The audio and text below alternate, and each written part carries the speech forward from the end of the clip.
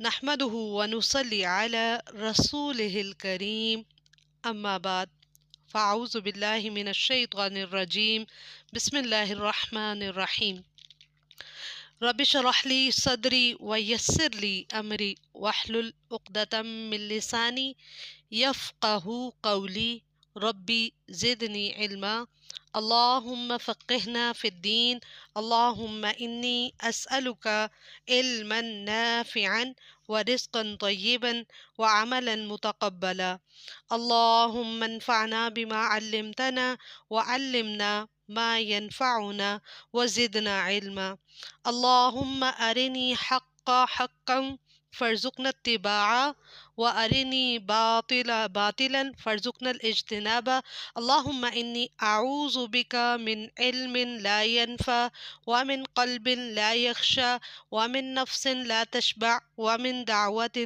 لا يستجاب لها آمین یا رب العالمین۔ السلام علیکم ورحمۃ اللہ وبرکاتہ۔ امید ہے آپ سب صحت، عافیت اور ایمان کی بہترین حالت میں ہوں گے انشاءاللہ۔ اللہ تعالیٰ سب کو قرآن پاک کو بہترین طریقے سے سمجھنے، اس پر عمل کرنے کی توفیق عطا فرمائے اور ہمیں خیر اور برکت عطا فرمائے اس کلام کے ذریعے سے، آمین۔ جی، آج انشاءاللہ اللہ تعالیٰ کی توفیق سے ہم سورۃ الاعراف شروع کریں گے۔ بسم اللہ الرحمن الرحیم۔ سورۃ الاعراف 206 آیات پر مشتمل مکی دور میں نازل ہونے والی سورت ہے۔ اس کا زمانہ نزول یہ ہے، یہ آخری سورت ہے جو رسول اکرم صلی اللہ علیہ وسلم کے قیام مکہ کے چوتھے اور آخری دور یعنی 11 نبوی سے 13 میں ہجرت سے عین پہلے نازل ہوئی۔ یہ وہ زمانہ تھا جب رسول اللہ صلی اللہ علیہ وسلم کے قتل کے منصوبے ہو رہے تھے۔ قریش مکہ کو قوموں کی ہلاکت کی تاریخ اور اس کے اسباب بتا کر تنبیہ کی گئی، ان کا انجام بھی یہی ہو سکتا ہے، یعنی یہ بھی ہلاک ہو سکتے ہیں اگر یہ پیغمبروں کے ساتھ زیادتی والا معاملہ کریں گے۔ سورت کے آخر میں رسول اللہ صلی اللہ علیہ وسلم اور اہل ایمان کو صبر اور استقامت کی ہدایت دی گئی۔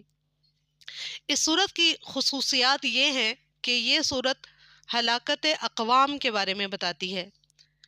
اللہ تعالیٰ کے نزدیک جس طرح ایک فرد کی موت واقع ہوتی ہے، اسی طرح اقوام کی بھی موت کا وقت اللہ نے مقرر کیا ہوا ہے، جس میں نہ تو کمی ہوتی ہے نہ بیشی ہوتی ہے۔ پھر اس کے علاوہ اس سورت میں اگر کتابی ربط دیکھا جائے تو سورۃ البقرہ کے پہلے تمہیدی حصے میں بنی اسرائیل کے لیے جو عمومی باتیں بیان کی گئی تھیں، انہی کا اعادہ یہاں سورۃ الاعراف میں بنی اسماعیل کے لیے ایک اندازے سے کیا گیا۔ سورۃ الانعام میں ہلاکت اقوام کا مختصر جائزہ لیا گیا اور یہاں سورۃ الاعراف میں یکے بعد دیگرے 6 اقوام کی ہلاکت کا تفصیلی سے جائزہ لیا گیا۔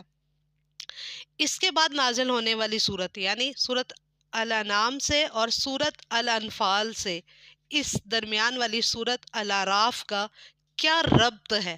قرآن پاک میں ہر سورت پچھلی والی سورت سے ایک ربط رکھتی ہے، اس کی ایک نسبت ہے جو کہ ہمیں یہ بتاتی ہے کہ تمام صورتیں ایک خاص نظم، ایک خاص منظر پیش کرتی ہیں۔ تو یہاں ہم دیکھتے ہیں کہ سورۃ الانفال میں جہاد کا حکم ہے، سورۃ الاعراف میں مجرم قوموں کی اللہ تعالیٰ کی طرف سے راست، یعنی ان کو بتایا گیا کہ ہلاکت کیسے اللہ تعالیٰ قوموں کو خود ہلاک کرتے تھے، ٹھیک ہے۔ لیکن جب بنی اسرائیل اور قوم عاد، قوم ہود، تمام قوموں کو اللہ تعالیٰ نے عذاب کے ذریعے سے ہلاک کر دیا، لیکن مکہ کے لوگوں کو، مشرکین کو اللہ تبارک و تعالیٰ یہ بتا رہے ہیں اس سورت کے بعد والی سورت سے کہ ہم مسلمانوں کے ہاتھوں تمہیں تباہ کریں گے، یعنی جہاد کے احکامات آ جائیں گے، یعنی ایک طرح سے ان کی بھی ہلاکت کا وقت مقرر ہے اگر وہ دین اسلام کی طرف نہیں آئیں گے۔ تو اس سورت کا مرکزی مضمون یہ ہے قانون ہلاکت، قانون استبدال اقوام کی وضاحت ہے۔ اس سورت میں 6 رسولوں کی تاریخ دعوت اور اقوام کی ہلاکت سے عبرت حاصل کرنا اور توحید کو ثابت کرنا، شرک کو باطل طریقے سے پیش کرنا، یعنی شرک باطل ہے اور توحید ثابت ہے، حق ہے، اس کو اس صورت میں واضح کیا گیا۔ پھر آپ صلی اللہ علیہ وسلم پر ایمان لانے کی دعوت دی گئی۔ اب اس صورت کا ابتدائیہ پہلا پیراگراف آیت نمبر 1 سے لے کر آیت نمبر 58 یا 58 پر تک کی آیات پر مشتمل ہے، اور دیکھتے ہیں کہ ان آیات میں کس چیز کے بارے میں وضاحت کی گئی۔ اچھا جی، اس کے پہلے پیراگراف میں آیت نمبر 1 سے 58 تک ایک انٹروڈکٹری لیسن ہے ہمارے لیے۔ کیا چیز ہے جی؟ آیت نمبر 1 سے 10 میں نزول قرآن کا مقصد واضح کیا گیا۔ قرآن پاک کس لیے اترا ہے؟ توحید کا درس دیتا ہے، رسالت کی وضاحت کرتا ہے اور آخرت کے بارے میں بتاتا ہے۔ تینوں مضامین کا احاطہ کرنے کے بعد یہ بتایا گیا کہ پچھلی قوموں کو کیوں عذاب آیا۔ روز قیامت تمام رسولوں سے اور ان کی اقوام سے جن پر وہ رسول بھیجے گئے تھے اللہ تعالیٰ باز پرس کریں گے، یعنی سوال ان سے پوچھے جائیں گے۔ روز قیامت جس کا نیکیوں والا پلڑا بھاری ہوگا وہ تو کامیاب ہو جائے گا، اور جس کا برائیوں والا پلڑا بھاری ہوگا وہ خسارے میں چلا جائے گا۔ اللہ تعالیٰ ہلاکت کے بعد دوسری قوموں کو تمکین عطا کرتے ہیں، رزق دیتے ہیں، لیکن لوگ شکر نہیں کرتے۔ یعنی ہر قوم کو اللہ تعالیٰ نے بے شمار نعمتیں دی، لیکن انہوں نے ان نعمتوں کو یہ سمجھا کہ ہم تو اس کے حقدار تھے، ان نعمتوں کو فار گرانٹیڈ لیا، اللہ تعالیٰ کی شکر گزاری نہیں کی۔ اور ہم نے بہت دفعہ یہ بات سمجھی کہ شکر گزاری کا مطلب ہے اللہ تعالیٰ کی اطاعت، اللہ تعالیٰ کے سامنے عاجزی اور بندگی اختیار کرنا، اور اللہ ہی کی عبادت کرنا، اللہ ہی کے بتائے ہوئے طور طریقوں کے مطابق زندگی گزارنا ہی اصل شکر گزاری ہے۔ لیکن یہ قومیں اللہ تعالیٰ کی نعمتوں، اللہ تعالیٰ کے رزق کو استعمال کرتی تھی لیکن شکر گزار نہیں ہوتی تھی۔ آیت نمبر 11 سے آیت نمبر 25 تک قصہ آدم اور ابلیس سنا کر آدم کی اولاد کو، یعنی ہم لوگوں کو، ابلیس کے شر سے بچنے کی ہدایت دی گئی۔ ابلیس کو غرور تھا کہ وہ آدم سے بہتر ہے۔ ابلیس نے قسم کھائی کہ وہ انسانوں اور جنات کو گمراہ کر کے ہی رہے گا، اور وہ اس کام پہ لگا ہوا ہے۔ آگے سے، پیچھے سے، دائیں سے، بائیں سے، ہر طرح سے وہ حملہ کرتا ہے تاکہ لوگوں کو زیادہ سے زیادہ ناشکرا بنائے اللہ تعالیٰ کا۔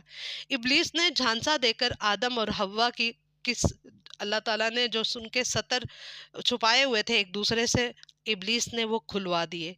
ابلیس کا طریقہ واردات یہ ہے، یعنی ابلیس کون؟ شیطان۔ شیطانوں کا جو سب سے بڑا سردار ہے وہ ابلیس ہے۔ وہ کیا ہے کہ وہ انسان کو جھوٹی باتوں اور آرزوؤں میں الجھا کر بہکاتا رہتا ہے۔ آدم اور حوا کو اس نے یہ کہہ کر بہکایا کہ تم فرشتے بن جاؤ گے، تمہیں موت کبھی نہیں آئے گی اگر تم اس درخت کا پھل کھاؤ گے۔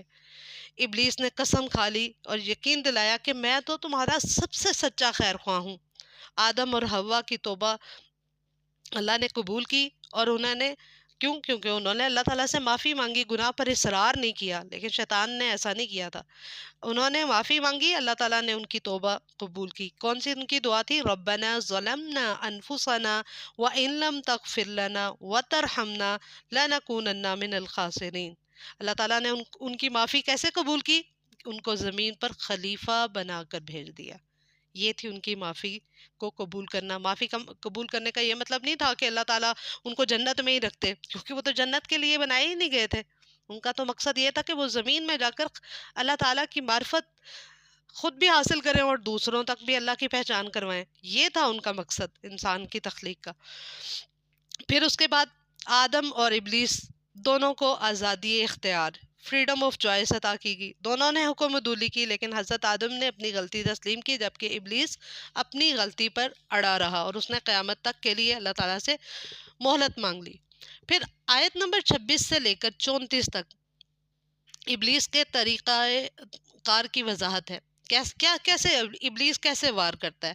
وہ فحاشی اور عریانی پر اکساتا ہے، یعنی ہر وہ کام جو اللہ تعالیٰ نے جس چیز سے منع کیا ہو وہ اس سے ہٹوا کر برائی کے راستے کو مزین کر کے پیش کرتا ہے، جو فطرت آدم اور ابن آدم کے خلاف ہے۔ ستر پوشی انسانی فطرت میں اللہ نے داخل کر دی، لیکن ابلیس نے ان کا ستر اتروا دیا۔ اللہ تعالیٰ نے بنی آدم کو خبردار کیا کہ وہ ابلیس کی باتوں میں آ کر عریانی اور فحاشی کا ارتکاب نہ کریں۔ ابلیس اور دیگر جنات انسانوں کو دیکھ سکتے تھے، لیکن انسان انہیں نہیں دیکھ سکتا تھا۔ بنی آدم کو توحید پر قائم رہنے، ابلیس کے دام سے بچنے اور آخرت سے ڈرنے اور تقوی کا لباس اختیار کرنے کی تائید کی گئی۔ وقت عبادت، زینت اختیار کرنے اور کھانے پینے کا حکم دیا گیا، لیکن ساتھ ہی ساتھ یہ بھی کہا گیا کہ اسراف سے بچیں۔ کھائیں پیئیں حلال چیزیں، اللہ تعالیٰ کی دی ہوئی حلال چیزوں کو ضرور استعمال کریں، لیکن اسراف سے بچیں۔ اللہ تعالیٰ نے شرک اور باطنی اور ظاہری فحاشی، گناہ، زیادتی اور اللہ سے ان باتوں کو منسوب کرنے کو حرام ٹھہرایا جو اللہ نے بیان ہی نہیں کی۔ نافرمان قوموں کی ہلاکت کا وقت مقرر ہے، یہ بات واضح کر دی گئی۔ پھر اس کے بعد آیت نمبر 35 یعنی 35 سے 53 تک رسالت کی وضاحت کی گئی، جس کے نتیجے میں بتایا گیا کہ لوگ جنتی یا دوزخی بن سکتے ہیں۔ بنی آدم کی ہدایت کے لیے قانون رسالت، یعنی بنی آدم کو کس طرح ہدایت ملے گی، کون ان کی رہنمائی کرے گا؟ اللہ تعالیٰ نے رسالت کا قانون بنایا کہ ہر کچھ عرصے کے بعد ایک پیغمبر آئے گا اور لوگوں کو اللہ کے دین کی دعوت دے گا، اور جو اس دعوت پر لبیک کہے گا وہ جنت کا حقدار ہو جائے گا، اور جو اس دعوت کو ٹھکرائے گا، اس سے پسے پش ڈالے گا، وہ دوزخ میں چلا جائے گا۔ دوزخ میں انسانوں اور جنات کی نسلیں یکے بعد دیگرے داخل کی جائیں گی۔ ہر نسل اور ہر گروہ اپنے پچھلے گروہ کے لیڈروں پر لعنت کرے گا، یعنی کہے گا اس کی وجہ سے یہ تھا مجھے جو بہکا رہا تھا، جبکہ ان کی وجہ سے ہم دوزخ میں داخل کیے گئے۔ اس طرح کے وہ باتیں کریں گے کہ یعنی ہمارے بڑوں نے ہمیں پھسلایا، ان کے لیے دگنے عذاب کا مطالبہ کرے گا، یعنی کہے گا ان کو کیونکہ میں اس سے انسپائر ہوا تھا لہٰذا اس کو بس اللہ تعالیٰ آپ سزا دے۔ پھر لعنت کرے گا، ان کی وجہ سے ہم دوزخ میں داخل کیے گئے، دگنا عذاب دے ان کو، یا اللہ دگنا ان کو عذاب دے۔ قریش کو بالخصوص اور تمام انسانوں کو بالعموم۔ آبا پرستی، یعنی کبھی بھی ہم اس بات، یہ ہمارے پاس کوئی ایکسکیوز نہیں ہے کہ ہم یہ کام اس لیے کر رہے ہیں کہ ہمارے بڑے ایسے کرتے تھے۔ روایت پرستی، آبا پرستی اور روایت پرستی، سب کو یہ کہا کہ یہ چھوڑ دیں، چاہے ہم ہیں یا ہم سے پہلے کہ آپ صلی اللہ علیہ وسلم کے دور کے لوگ ہیں۔ قیامت تک کے لیے اس قانون کو نافذ کر دیا گیا، آبا پرستی اور روایت پرستی پر عمل نہیں کرنا۔ عمل اگر کرنا ہے تو قرآن و سنت کے مطابق اپنی زندگی میں عمل کرنا ہے۔ اہل تکذیب اور اہل تکبر کے لیے دوزخ میں آگ کا بچھونا ہے اور آگ کی چادریں ہیں، اور اہل ایمان کے لیے باغات ہیں۔ جنت میں اہل ایمان کے دلوں کی باہمی کدورتیں دور کر دی جائیں گی، یعنی سم ٹائم ہوتا ہے ہم بظاہر لوگوں کو بڑا دکھا رہے ہوتے ہیں کہ ہم ایک دوسرے سے بڑا محبت کریں، بڑے اچھے ہو کے مل رہے ہوتے ہیں، لیکن ہمارے دلوں میں ایک دوسرے کے لیے بغض ہوتا ہے۔ تو لیکن جنت میں ایسا کچھ بھی نہیں ہوگا، وہاں واقعتاً سب ایک دوسرے سے پر سلامتی بھیجنے والے ہوں گے اور ایک دوسرے سے حقیقی محبت کرنے والے ہوں گے۔ کہیں کسی کے دل میں ذرا برابر بھی کدورت نہیں ہوگی، نفرت نہیں ہوگی۔ کدورت سے مراد کیا ہے؟ نفرت نہیں ہوگی۔ اہل جنت اور اہل دوزخ کے درمیان مکالمہ ہوگا۔ اہل دوزخ بھی اعتراف کریں گے کہ اللہ کا وعدہ سچا ہے۔ اس وقت ان کو اس وعدے کی سچائی کا اگر پتہ چل جائے گا تو کوئی فائدہ نہیں ہوگا، لہٰذا ابھی جب ہم قرآن پڑھ رہے ہیں ہر چیز کو ابھی فائدہ اگر اٹھا لیں گے تو ٹھیک ہے۔ اب یہاں پہ اصحاب الاعراف کی بات آتی ہے۔ کون ہے یہ اصحاب الاعراف؟ سورت کا نام بھی الاعراف ہے اور یہاں الاعراف کا قصہ آ جاتا ہے۔ اہل اعراف بلندی پر کھڑے ہوں گے، یعنی وہ لوگ ہوں گے جن کا نیکیوں اور برائیوں کا پلڑا برابر ہوگا۔ یہ اہل جنت اور اہل دوزخ دونوں کو دیکھ سکتے ہوں گے۔ جنت والوں کو دیکھ کر انہیں سلام کریں گے اور کہیں گے ہم ابھی جنت میں کاش داخل ہو جائیں، اور اللہ سے امید رکھیں گے کہ اللہ ہمیں ان میں شامل کر دے۔ دوزخ والوں کی طرف دیکھ کر دعا کریں گے، اے ہمارے رب ہمیں ان ظالموں میں شامل نہ کرنا۔ اہل دوزخ اہل جنت سے پانی اور رزق مانگیں گے جو ان کے لیے حرام ہوگا۔ کن کے لیے؟ دوزخیوں پر۔ جنتیوں سے وہ مانگیں گے۔ اب یہ سارا سین کن کو دکھایا جا رہا ہے؟ آراف والوں کو، کہ وہ طلب کر رہے ہیں جہنم والے، اور جنت والوں کو منع کر دیا گیا کہ ادھر کوئی چیز نہیں جا سکتی۔ یہ سب ان کے سامنے یہ ساری چیزیں ہو رہی ہیں۔ شفاعت کے باطل تصور کی نفی کی گئی۔ اہل دوزخ دوبارہ دنیا میں بھیجے جانے کی درخواست کریں گے، لیکن قیامت کے بعد دوبارہ عمل کا کہاں موقع ملے گا؟ پھر اس کے بعد آیت نمبر 54 سے 58 تک توحید کے دلائل پیش کیے گئے۔ اللہ تعالیٰ خالق ہے، ہر چیز کو اس نے مسخر کیا ہے، لہٰذا اسی کی حاکمیت ہونی چاہیے۔ جب بنائی ہر چیز تو زندگی میں ہر چیز کو اللہ کی اطاعت کے مطابق ہی چلنا چاہیے۔ توحید دعا کا مطالبہ اور فساد سے دور رہنے کا حکم دیا گیا، یعنی انسانوں کو ہر وقت اللہ تعالیٰ سے توحید پر جمے رہنے کی دعا کرتے رہنا چاہیے۔ اور انسان میں اگر ہدایت ایک ایسی چیز ہے جو ہر کسی کو ایسے نہیں مل جاتی، انسان جو جتنی طلب رکھتا ہے، جتنی تڑپ رکھتا ہے، اس کو وہ چیز اتنی ہی عطا کر دی جاتی ہے۔ ہدایت کوئی ایسی چیز نہیں ہے جو ہر کسی کی جیب میں اللہ تعالیٰ ایسے ہی ڈال دیں، یہ بہت ہی قیمتی چیز ہے۔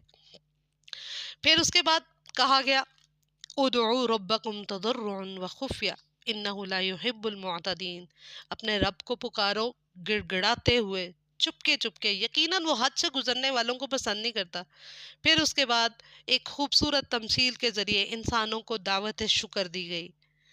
قرآن کی بارش سے زرخیز دل رکھنے والے ہی ایمان لا کر نیکیوں کی فصل اگا سکتے ہیں۔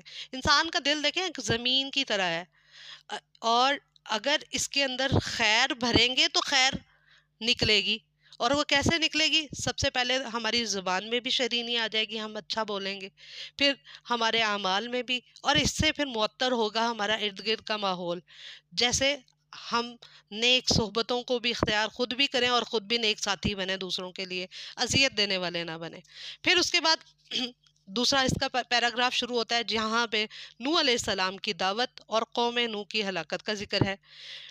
نوح علیہ السلام کی قوم کے سرداروں نے نوح علیہ السلام کو گمراہ کہہ دیا، حالانکہ وہ خود گمراہ تھے۔ حضرت نوح کی تکذیب کی اور اندھی تقلید کی۔ اللہ تعالیٰ نے ان سب کو ہی غرق کر دیا جنہوں نے بن دیکھے پیغمبر کو جھٹلا دیا اور حق کی انہوں نے پہچان کو نہیں سمجھا۔ پھر آیت نمبر 65 سے آیت نمبر 72 تک تیسرے پیراگراف میں قوم عاد کا ذکر کیا گیا۔ قوم نوح کے بعد قوم عاد کو ان کا جانشی مقرر کر دیا گیا۔ اس قوم کے کافر سرداروں نے حضرت ہود کو بیوقوف اور کاذب قرار دے دیا۔ حضرت ہود کی قوم عاد نے، ہود علیہ السلام کی جو قوم تھی عاد، وہ کیا تھے؟ آبا پرست تھے، یعنی اپنے آبا و اجداد کی باتوں کو بڑا فالو کرتے تھے اور پیغمبر کی بات کو سیکنڈری کر دیتے تھے۔ توحید کی دعوت کو انہوں نے مسترد کر دیا۔ انہیں تاریخ سے سبق لینے کی نصیحت کی گئی، اور ساتھ ہی ساتھ ہمیں بھی نصیحت ہے۔ حضرت ہود اور اہل ایمان کو بچا کر اللہ تبارک و تعالیٰ نے تمام کافروں کو تباہ و برباد کر دیا۔ پھر اس کے بعد آتا ہے صالح علیہ السلام کی قوم کا قصہ، جو کہ قوم سمود تھی۔ قوم ہود کے نجات یافتہ افراد شمالی علاقوں میں جا کر آباد ہو گئے اور یہ سمود کہلائے، اور پھر یہ بھی تکبر کرنے لگے۔ ان کی طرف اللہ تعالیٰ نے صالح علیہ السلام کو دعوت توحید کے ساتھ مبعوث فرما دیا، اور اللہ کی ایک نشانی اونٹنی اللہ تعالیٰ نے بھیج دی۔ قوم کے متکبر سرداروں نے ایمان لانے والے کمزور طبقے سے تکبر کا اظہار کیا اور اونٹنی کو مار ڈالا، اور اپنے رب کے حکم کے نافرمان بن گئے، جس کے نتیجے میں انہیں ایک سخت قسم کے زلزلے نے ہلاک کر دیا۔ پھر اس کے بعد لوط علیہ السلام کی قوم کا واقعہ آ گیا۔ آیت نمبر 80 سے آیت نمبر 84 تک 80 to 84 لوط علیہ السلام کی دعوت اور ان کی قوم کی ہلاکت کا تذکرہ کیا گیا۔ اس کے بعد اردن کی سرزمین میں حضرت لوط کو مبعوث کیا گیا، جن کی قوم عورتوں کی بجائے مردوں سے دلچسپی رکھتی تھی، یعنی مرد مردوں کی طرف راغب ہوتے تھے۔ یہ بڑا ہی گھنونا قسم کا جرم تھا اور ایسا پہلے کبھی کسی نے کیا بھی نہیں تھا۔ اس مجرم قوم کو ایک خاص پتھریلی بارش سے ہلاک کر دیا گیا، جس میں حضرت لوط کی بیوی بھی کافروں میں شامل تھی۔ ضروری نہیں ہوتا کہ ہر نیک انسان کا ساتھی بھی نیک ہی ہو۔ مرد اگر نیک ہے تو ضروری نہیں ہے اس کو عورت بھی نیک ہی ملے گی۔ پیغمبروں کے واقعات ہمیں بہت سارے اسباق دیتے ہیں، قوموں کے واقعات ہمیں بہت ساری عبرت کی باتیں سکھاتی ہیں، لیکن ان لوگوں کو جو سیکھنا چاہے، جو قرآن کو اس نظر سے دیکھتے ہیں۔ قرآن اگر صرف نیکی سمجھ کے صرف اس کی قرات کی جائے، تلاوت کی جائے، تو یہ آپ کو صرف اجر کا باعث دیتا ہے، لیکن اگر قرآن پاک کا ترجمہ، اس کا فہم حاصل کرنے کے لیے اس کو پڑھا جائے اور اس سے اصلاح حاصل کی جائے، تو قرآن اسی طرح انسان کے دل کی بہار بن جاتا ہے اور ہمارے تمام غم مشکلات کو حل کرنے کا ذریعہ بن جاتا ہے۔ پھر اس کے بعد آیت نمبر 85 سے 102 یعنی 85 سے 102 تک مزید شعیب علیہ السلام کی قوم کا بھی ذکر کر دیا گیا۔ قوم شعیب مدین میں تھی۔ حضرت شعیب نے نہ صرف دعوت توحید پیش کی بلکہ انہیں صحیح تولنے، گھاٹا نہ دینے اور یعنی چیزوں کو ناپ تول کو کمی نہ کرنا۔ اچھا، ضروری نہیں ہے کہ ہم لوگ میئرمنٹ صرف اور صرف ہم اپنے جو پیمانے ہوتے ہیں جیسے دودھ کا، لیکوڈز کا، سالڈ چیزوں کا، صرف انہی میں ہوتا ہے۔ ہمارے بولنے میں، معاملات میں بھی میئرمنٹ کی ضرورت ہوتی ہے۔ یہ وہ لوگ تھے جنہوں نے پیغمبر کی تعلیمات کو سنجیدہ نہیں لیا، فساد نہ کرنے کی پیغمبر ان کو نصیحت کرتے رہے۔ یہ لوگ بہت بڑے ڈاکو تھے، ٹھیک ہے، لوگوں کو لٹیرے تھے، لوٹتے تھے، اور سرداروں نے پیغمبر کو جلا وطنی کی، جو نصیحت کر رہا ہے اسی کو ہی نکالنے کی دھمکی دے دی اور کہا کہ ہم بہتر یہی ہے کہ ہمارے مذہب میں واپس آ جاؤ، یعنی ہمیں نصیحت نہ کرو، بہتر یہ ہے کہ تم بھی ہماری طرح کے ہو جاؤ۔ حضرت شعیب نے توحید پر ثابت قدمی کا مظاہرہ کیا اور اللہ تعالیٰ سے مدد کی درخواست کی۔ قوم شعیب کو بھی اللہ تعالیٰ نے دہلا دینے والی آفت الرجفہ میں ہلاک کر دیا۔ ایک گونج کی سی آواز آئی اور وہ اتنی عجیب چیخ والی آواز تھی جس سے ساری قوم تباہ ہوگی اور ساتھ ہی زلزلہ بھی آیا۔ اب آیت نمبر 94 سے 102 میں پچھلی 5 قوموں کی ہلاکت پر تبصرہ۔ اللہ تعالیٰ کا ایک اصول یہ بھی ہے کہ وہ قوموں کی ہلاکت سے پہلے رجوع الی اللہ کے لیے تنگی اور سختیوں کی آزمائشوں سے دوچار کرتا ہے، پھر رزق کی فراوانی کر دیتا ہے۔ اور ان دونوں آزمائشوں میں قوموں کی ناکامیوں پر قوم ہلاک کر دی جاتی ہے۔ یعنی انسان کسی بھی حال میں سبق ہی نہیں سیکھتا، نہ شکرہ ہو جاتا ہے، نعمتوں کو سمجھتا نہیں ہے، اچھا جو چیز نہیں ہے اس پہ صبر نہیں کرتا، جو ہے اس پہ شکر نہیں کرتا۔ یہ عام طور پہ ہمارے ہاں بھی یہ والے معاملات بڑے ہر طرف آپ کو نظر آئیں گے۔ پھر اس کے بعد ایمان اور تقوی، دو ایسی نعمتیں ہیں جن کی بدولت زمین اور آسمان سے برکات کا نزول ہوتا ہے اور آج بھی ہو سکتا ہے۔ یہ دو نعمتیں کون سی؟ ایمان اور تقوی ایسی نعمتیں ہیں جن کی بدولت آسمان سے برکتیں نازل ہوتی ہیں، لیکن تکذیب اور بدعملی ایک ایسی لعنت ہے جس کے سبب آسمان سے عذاب نازل ہوتا ہے۔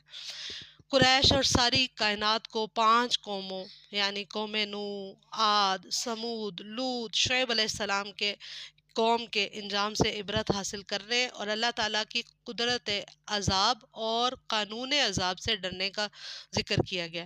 پھر اس کے بعد آیت نمبر 107 سے لے کر آیت نمبر 171 تک سب سے طویل واقعہ یعنی موسیٰ علیہ السلام کی دعوت کا واقعہ، جو کہ انہوں نے فرعون کو کی، بنی اسرائیل کے حالات، ان تمام چیزوں کو ذکر کیا گیا آیت نمبر 103 سے کہاں آیت نمبر 170 تک، یعنی راؤنڈ اباؤٹ تقریباً یہ 70 آیات بنتی ہیں، پوری 70 نہیں ہے لیکن اس سے تھوڑی کم ہے، لیکن اتنی آیات میں ایک ہی پیغمبر کے سارے واقعات آئیں گے۔ کیا ہیں واقعات؟ کیا چیز تھی یہ؟ کیونکہ بنی اسرائیل سے منصب بنی اسماعیل کو دیا جا رہا تھا، جو کہ جیسا کہ ہم شروع سے پڑھتے آ رہے ہیں، اس لیے ان کا تفصیلی جائزہ لینا ضروری ہے۔ آیت نمبر 103 سے 137 میں حضرت موسیٰ کی دعوت اور فرعون کی ہلاکت کا تذکرہ ہے۔ حضرت موسیٰ نے فرعون کو توحید کی دعوت دی اور بنی اسرائیل کو اپنے ساتھ لے جانے کی درخواست کی۔ فرعون اور اس کے درباریوں نے جب نشانیوں کا مطالبہ کیا، جب نشانی دکھائی تو جادوگر کہہ دیا۔ اب پیغمبر اللہ کے طرف سے لائے ہوئے نشانیوں کو، معجزات کو جب ایک نافرمان قوم کے سامنے ظاہر کرتے ہیں تو وہ کیا کرتے ہیں؟ یہ تو بہت بڑا جادوگر ہے۔ اب انہوں نے موسیٰ علیہ السلام پر الزامات لگانے شروع کر دیے، بالکل ایسے جیسے آپ صلی اللہ علیہ وسلم پر الزامات کی بوچھار ہوئی، اعتراض کیے گئے کہ آپ جادوگر ہیں، یا یہ کہ آپ غلبہ چاہتے ہیں، آپ سرداری چاہتے ہیں۔ اسی طرح موسیٰ علیہ السلام کے اوپر اعتراضات کیے گئے، الزامات لگائے گئے۔ فرعون نے حضرت موسیٰ کو شکست دینے کے لیے شہر سے بڑے بڑے جادوگروں کو بلا لیا، اور کیا ہوا؟ ایک دن عید کا جو دن ان کا بڑا تھا، جب سب لوگ اکٹھے ہو سکتے تھے، اس دن اس نے وہ دن مقرر کیا اور کہا یہاں پہ ان کا مقابلہ کراتے ہیں۔ لیکن ظاہر ہے حق نے ثابت کرنا تھا، حق ثابت ہوا، اور جتنے جادوگر تھے وہ سب شکست خوردہ ہو گئے، اور سب کے سب جب ان کو پتا چلا کہ موسیٰ علیہ السلام جو چیز دکھا رہے ہیں وہ جادو نہیں ہے، وہ حق ہے، وہ اس لیے موسیٰ علیہ السلام پر ایمان لے اور مسلمان ہو گئے۔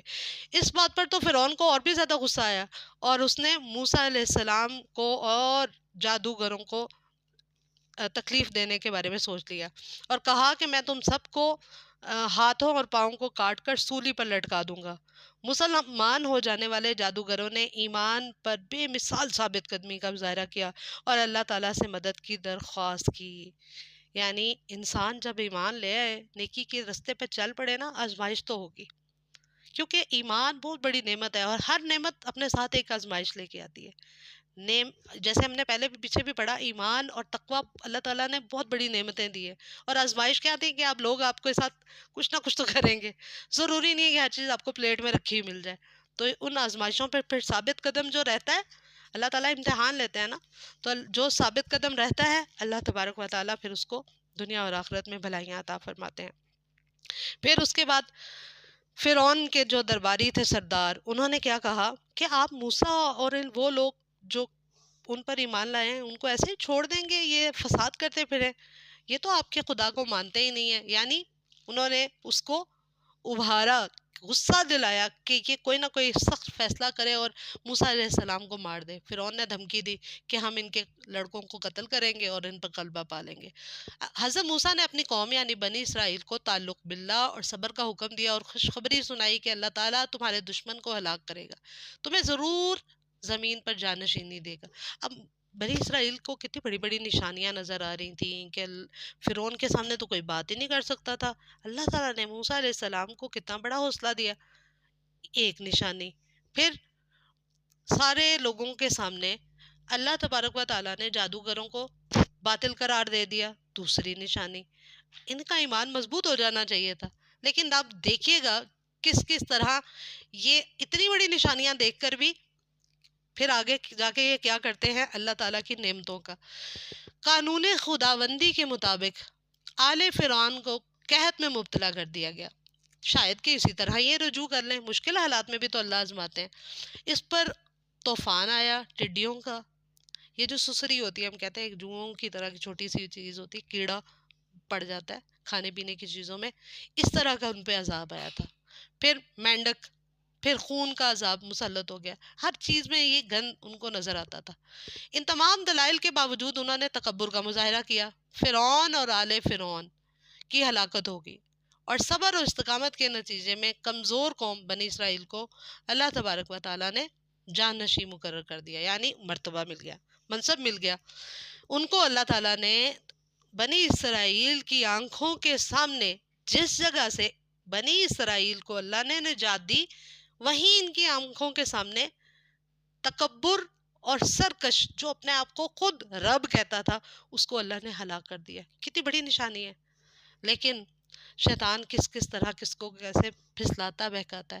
آیت نمبر 138 سے لے کر 157 تک، خروج کے بعد بنی اسرائیل وہاں سے تو نکل آئے، کامیاب ہو کے لو جی عہدہ مل گیا، اب دیکھیں اب یہ کیا کرتے ہیں، اللہ نے منصب دے دیا، اب اس کو صحیح سے سنبھالتے ہیں اپنی ذمہ داری کو. لگتا تو یہی ہے کہ بڑے اچھے بن کے رہیں گے کیونکہ اتنی بڑی بڑی نشانیاں دیکھ لی، لیکن انہوں نے کیا کیا. ہلاکت فرعون کے بعد بنی اسرائیل جب وادی سینا میں داخل ہوئے تو ان کا گزر ایک بت پرست قوم سے ہوا. یہ منظر دیکھ کر بنی اسرائیل نے حضرت موسیٰ سے کہا اجعل لنا الہا کما لہم آلہہ، ہمارے لیے بھی اس طرح کا ایک بت بنا دے. یہ ایک بڑی ہی ناشکری بات تھی جو توحید کے سبق کو بہت جلد فراموش کر چکی تھی. اس مطالبے پر حضرت موسیٰ بہت غصہ ہوئے اور توحید پر استقامت کا انہیں حکم دیا. حضرت موسیٰ 40 دن کی قرارداد پر گئے، یعنی اللہ تعالیٰ نے ان کو بلایا، ان کو اللہ تعالیٰ نے احکامات دینے تھے. اس اب کیا ہوا جب وہ وہاں چلے گئے تو انہوں نے اپنی جگہ پہ ایک اپنا منصب ہارون علیہ السلام کے سپرد کر دیا، اپنا جانشین مقرر کر دیا. اللہ تعالیٰ نے گفتگو کی، حضرت موسیٰ نے اللہ کو دیکھنے کی خواہش کا اظہار کیا. اللہ تعالیٰ نے فرمایا لن ترونی، تم مجھے نہیں دیکھ سکتے. حضرت موسیٰ نے اصرار کیا، اللہ نے فرمایا اچھا چلے پہاڑ کی طرف دیکھیں، اگر وہ اپنی جگہ پہ رہا تو پھر ٹھیک ہے، آپ مجھے دیکھ لیں گے. جب اللہ تعالیٰ نے پہاڑ پر تجلی کی، پہاڑ ریزہ ریزہ ہو گیا اور موسیٰ علیہ السلام بے ہوش ہو کر گر گئے. پھر جب ٹھیک ہوئے تو فوراً اللہ کی طرف رجوع کیا، یعنی انہوں نے سمجھ آ گئی کہ جو میں نے مطالبہ کیا تھا یہ ٹھیک نہیں ہے، اور کہا میں سب سے پہلے ایمان لانے والوں میں شامل ہوں. اللہ تعالیٰ نے بن دیکھے ایمان لانا ہی سب سے بڑی خوبصورت چیز ہے. انسان دیکھ کے محبت کرنا یہ کون سا کارنامہ ہے. اللہ تعالیٰ نے حضرت موسیٰ کو الواح یعنی تورات سے نوازا اور اس پر ثابت قدمی سے پیروی اور شکر کا حکم دیا. حضرت موسیٰ کی غیر موجودگی میں سامری نے زیورات سے بچڑے کا ایک پتلا بنا کے قوم ڈی ٹریک ہو گئی. حضرت موسیٰ واپس آئے تو قوم کے شرک پر شدید نفرت کا اظہار کیا اور غصے کا مظاہرہ کیا، اور بھائی پہ بھی غصہ ہوئے کہ آپ سے سنبھالے نہیں گئے سارے لوگ. حضرت ہارون کی وضاحت پر حضرت موسیٰ نے اپنے بھائی کے لیے استغفار طلب کی. بچڑے کو خدا بنانے والوں کو دنیاوی عذاب سے دوچار کر دیا گیا. حضرت موسیٰ نے 70 آدمیوں کا انتخاب کیا اور میقات پر پہنچ گئے اور وہاں ایک سخت زلزلے سے آزمائش کی گئی. حضرت موسیٰ نے دعائیں کی اور عذاب ٹل گیا. پھر بنی اسرائیل کو قصہ موسیٰ اور بنی اسرائیل سے عبرت حاصل کرنے اور نبی صلی اللہ علیہ وسلم کی پیروی کا حکم دیا جا رہا ہے. یعنی بنی اسماعیل تو مخاطب ہیں کیونکہ مکی دور کی صورت ہے، اور ساتھ ہی ساتھ چونکہ ارد گرد جو یہود تھے ان کو بھی دعوت دی گئی کہ آپ بھی سب کے سب وہ پرانی شریعت منسوخ ہو گئی ہے اور سب کے سب رسول اللہ صلی اللہ علیہ وسلم کی اطاعت میں آ جائیں. پھر حضرت محمد صلی اللہ علیہ وسلم کو کچھ نکات دیے گئے، ان کی وضاحت کی گئی. کیا پہلا نقطہ کیا تھا؟ امر بالمعروف والنہی عن المنکر. پھر حلال چیزوں کا، طیب چیزوں کی وضاحت، حرام کو خبائث کہا گیا اور حرمت سے ممانعت. پھر عقائد اور اوہام کے بودھ کو واضح کیا گیا، یعنی وہم اوہام جو ہیں ان کی کوئی حقیقت نہیں ہے. عقیدے میں انسان کو ہر چیز کو کلیئر ہونا چاہیے. پھر سماجی اور معاشی ظلم و استحصال کے پھندوں سے انسان کو نجات کیسے ہوگی، اس کی وضاحت کی گئی. رسول اللہ صلی اللہ علیہ وسلم پر ایمان لانے والوں اور مدد کرنے والوں اور ان پر نازل کردہ نور یعنی قرآن کریم کی پیروی کرنے والوں کے لیے کامیابی کی بشارتیں بتائی گئی. آیت نمبر 158 میں 158 میں بنی اسرائیل کو بھی بنی اسماعیل کے امی نبی اور رسول اللہ صلی اللہ علیہ وسلم پر ایمان لانے کی دعوت دی گئی. اللہ کی طرف سے محمد صلی اللہ علیہ وسلم کو واشگاف اعلان کرنے کی ہدایت کی گئی کہ زمین اور آسمان کے بادشاہوں کی طرف سے سارے انسانوں کے لیے آپ ہی ہدایت کا سرچشمہ ہیں. یعنی سب کے سب کو ایک پوری انسانیت کو ایک کس چیز کی دعوت دی جا رہی ہے؟ سب کے سب آپ صلی اللہ علیہ وسلم کے منادی پر لبیک کہیں. پھر اس کے بعد اللہ تعالیٰ نے بنی اسرائیل کے 12 خاندانوں میں تقسیم والا واقعہ بتایا کہ ہر خاندان کے لیے ایک الگ الگ چشمہ جاری کیا، ان کو من و سلوہ دیا. پھر انہیں کہا گیا تھا حتاتن، وہی تمام واقعات جو کہ ہم نے پچھلی سورت البقرہ میں پڑھے کہ اللہ ان کو کہا گیا تھا حطۃ کہنا، جس کا مطلب کیا تھا، ہماری خطائیں معاف کر دیجیے. انہوں نے ان تمام چیزوں کو بدل دیا، حطہ کی بجائے ہنتا ہنتا، یعنی گندم کے خوشے اور باتوں کو مطلب تحریف کر دیتے تھے، ہر چیز کو، احکامات کو، الفاظ کو توڑ مروڑ دیتے تھے. منو سلوا کا نزول، پھر اس کے بعد اصحاب سبت کا واقعہ، یعنی کیسے یہ اللہ تعالیٰ کے ساتھ ٹرکس کھیلتے تھے، کیسے ہیلے و بہانوں سے کام لیتے تھے، حلال کو حرام، حرام کو حلال، سب چیزوں کو الٹا پلٹا کر دیتے تھے. پھر ان تمام چیزوں کی وضاحت کی گئی. اللہ تعالیٰ نے اس غلط فہمی کا ازالہ کیا کہ نسل کی بنیاد پر مغفرت نہیں ہوتی. یہ دماغ میں ہم سب کو بٹھا لینی چاہیے. اگر ہم کسی بڑے بزرگ جو کہ دین کے بڑے کارنامے سارے انجام دیے ہیں ان کی نسلوں میں سے ہیں، تو اس کا مطلب یہ نہیں ہے کہ ہم بھی ان کی طرح نیکی کے کام پہ جمے ہوئے ہیں، اور یہ کہ ہماری بھی ضرور کامیابی ہوگی اور ہم بھی اسی طرح نیکی کے راستے پہ ہمارا بھی ایسے ہی ایمان کے ساتھ خاتمہ ہوگا. نہیں، ہمیں اپنے عمل کا خود جواب دینا ہے، اور ہم نے اپنے ایمان کو سنبھالنے کے لیے جدوجہد کرنی ہے. جو لوگ اللہ کی کتاب اور نماز کو مضبوطی سے تھامے رکھیں گے، ایسے صالح افراد کے اعمال کا اجر و ثواب دے دیا جائے گا. پھر اس کے بعد آیت نمبر 172 سے 206، آخری پیراگراف یعنی اختتامیہ کی طرف آ جاتے ہیں. اس میں اللہ تعالیٰ نے تمام انسانوں کی روحوں کو پیدا کر کے ان سے پوچھا الستو بربکم، یعنی عہد الست کا ذکر کیا گیا.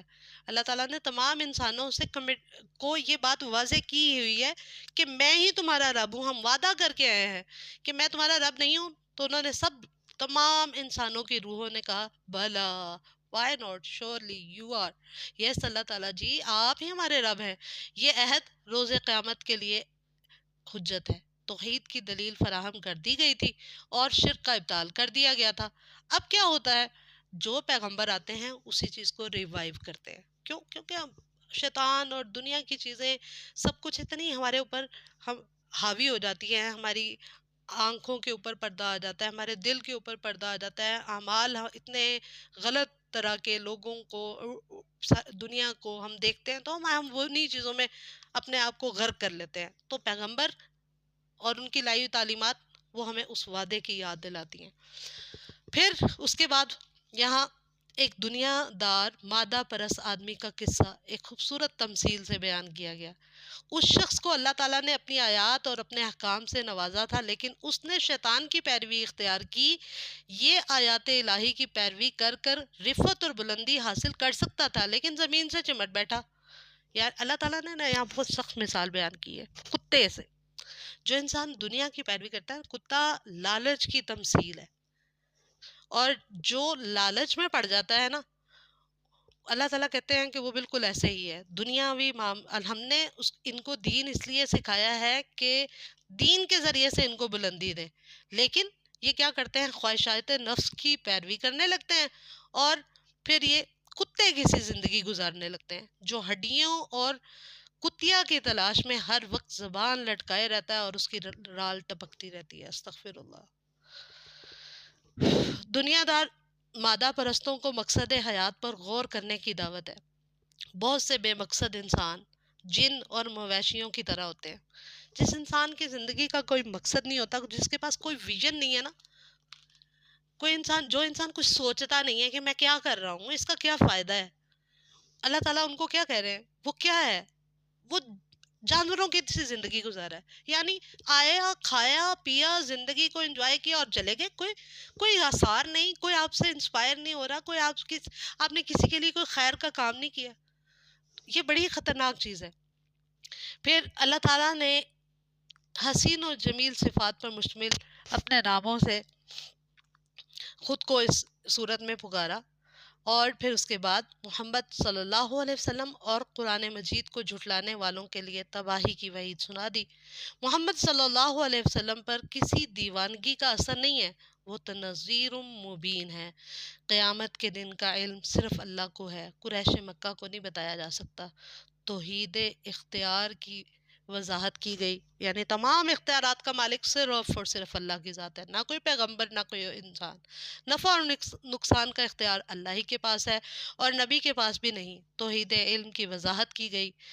رسول اللہ صلی اللہ علیہ وسلم کے پاس بھی غیب کا مکمل علم نہیں، ورنہ وہ اپنے لیے بہت سی خیر جمع کر سکتے تھے۔ کبھی ہمارے نبی بھوکے نہ پھر سوتے، بہت ساری خیر کو اپنے لیے اکٹھا کر لیتے، لیکن وہاں پہ بھی فاقے چلتے تھے، کیونکہ انہوں نے دنیا کو ترجیح نہیں دی، ویلیو ہی نہیں دی، اور انہیں کوئی نقصان نہ پہنچائے۔ اب دیکھیں، اللہ تبارک و تعالی ہمیں رمضان کے مہینے میں ہمیں قرآن پاک بار بار پڑھنے کی تلقین، اس کے ذریعے سے ہمیں ہمارا روزہ تو تزکیہ کرتا ہی ہے، لیکن قرآن پاک سے بھی ہم تزکیہ کرتے ہیں۔ جب ہمارے نبی صلی اللہ علیہ وسلم نے دنیاوی کھانے پینے کی چیزوں کو اہمیت نہیں دی، عام زندگی میں بھی، تو ہم روزے کے ٹائم میں، افطاری میں، سحری میں کتنے اہتمامات کرتے ہیں، تو پھر روزے کا کیا فائدہ؟ پھر صبر کہاں گیا؟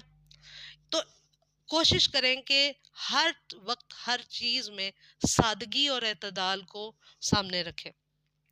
پھر اس کے بعد اختتامیہ کی طرف آ جاتے ہیں۔ توحید کے نفسی دلائل فراہم کیے گئے، تمام لوگ آدم سے پیدا کیے گئے اور ہر ایک کا جوڑا مقرر ہے تاکہ وہ وہاں سکون حاصل کرے۔ توحید پر قائم رہنے، شرک سے بچنے کا حکم، بے بسی اور لاچاری کی تصویر کھینچی کی۔ اللہ کے علاوہ لوگ جنہیں پکارتے ہیں وہ بھی اللہ کے بندے ہیں، خالق نہیں ہے، کوئی چیز پیدا نہیں کوئی کر سکتا، بلکہ وہ تو خود پیدا کیے گئے ہیں۔ پھر آیت نمبر 199 سے 199 سے 206 پر مشتمل کچھ آیات کے ذریعے سے مسلمانوں کو ہدایت دے گی۔ کیا ہدایت دے گی؟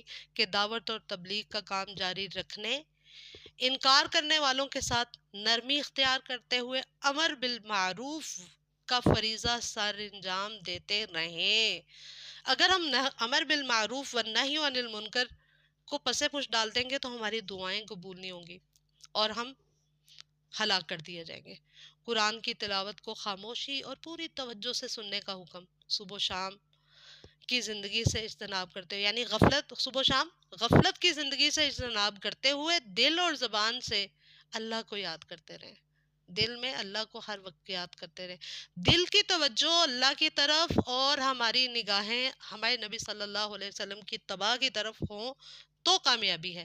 اور پھر ہمیں کچھ آخر میں کچھ اور چھوٹے چھوٹے باتیں سمجھا دیں گی۔ کیا ہے نبی؟ نرمی اور درگزر کا طریقہ اختیار کیجیے، یعنی ہمیں بھی یہی حکم ہے۔ پھر معروف کی تلقین کرتے رہیے، وعارض عن الجاہلین، جاہلوں سے الجھنے کی ضرورت نہیں ہے۔ دیکھیں، جس کے پاس علم ہی نہیں ہے اس کو ہم کیا کسی بات پہ سمجھائیں گے؟ وہاں پہ الجھنا نہیں ہے۔ اذا خاطبہم الجاہلون قالوا سلاما، وہاں سے بس کنی کو ترا کے سائڈ پہ ہو کے گزر جائے۔ جب قرآن پڑھا جائے تو توجہ سے سنیے، پھر خاموشی اختیار کر لیجئے، دل ہی دل میں خوف اور گریہ کے ذریعے اللہ کو یاد کرتے رہیں، اللہ کے ساتھ جڑے رہیں۔